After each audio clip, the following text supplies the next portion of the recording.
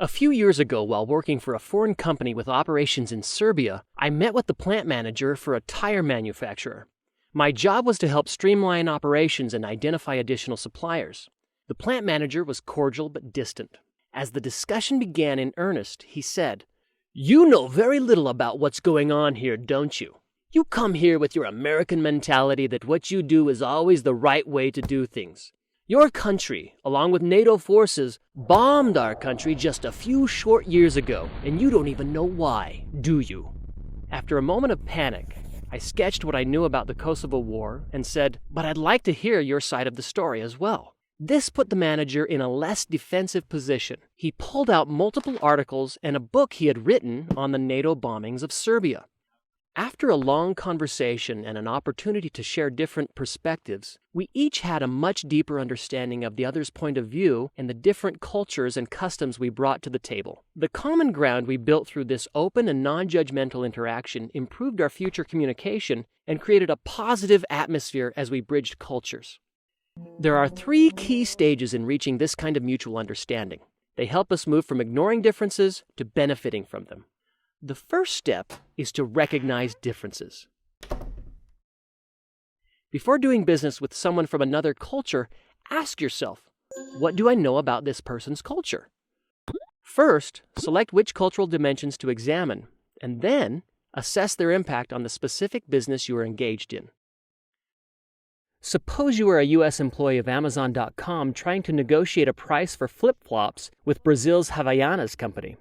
Someone from a highly collectivistic culture like Brazil's will likely focus on the relationship and prefer to stay with the same negotiator throughout the process in the future.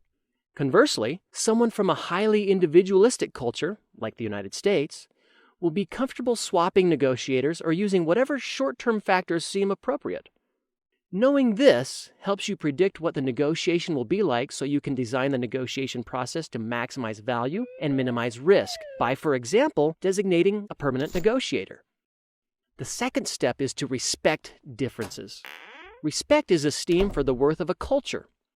Respecting differences consists not only of identifying and assessing another culture's key dimensions, but of adapting your own views of the world to give them greater appreciation.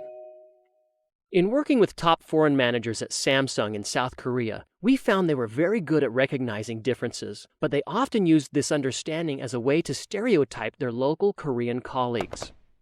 By relying on only 1 or 2 dimensions, the Koreans are hierarchical and collectivistic, for example, the foreign managers oversimplified and made erroneous assumptions about Samsung, and that got them into a lot of trouble. A better approach was to find and appreciate the positive in the differences between themselves and their Korean colleagues. They needed to see that what Samsung did worked and drove profits, even though it was different from what they were used to. The final step, after finding common ground through recognition and respect, is to reconcile differences. Here you apply knowledge and cultural empathy in order to bring differences into agreement or harmony and pursue your common goal or objective. How? Solicit uncommon information. Rarely does any one person have all the pieces of the puzzle, and when people from multiple cultures work together, gathering all the needed information can be a challenge. One manager at Shell Oil commented, "We can get people to share knowledge across cultures all day long, but when it comes to actually implementing those ideas, they completely shut down." People from one culture might be reluctant to implement practices from another culture due to the not invented here syndrome. The not invented here syndrome occurs when a person or group resists new ideas from culturally different persons or groups inside the organization. To overcome this syndrome, we need to help the group develop a shared understanding of what needs to happen so everyone can focus on the results and not get bogged down on the way things are usually done. These 3 steps, recognizing differences, respecting differences, and reconciling differences, can help you improve your ability to manage diverse groups and teams and drive performance in your organization. Success comes not from suppressing differences, but from using those differences to gain new insights to solve problems.